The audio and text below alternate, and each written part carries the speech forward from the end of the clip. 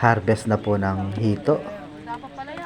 Ano po, 3 months po bago harvestin nyo. 3 months pwede na pong harvestin. Pwede na pong piliin yung malalaki.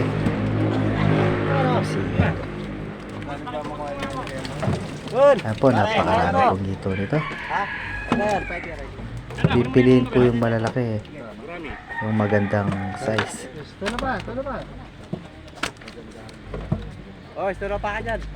Hindi po katulad ng tilapia. Yung tilapia 6 months bago harvestin.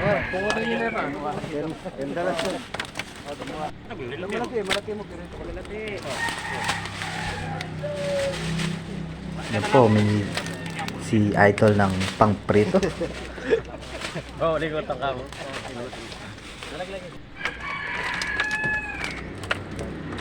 Ito po, pagkasala po ng malalaki, lalagay po sa crate, saka po titimbangin.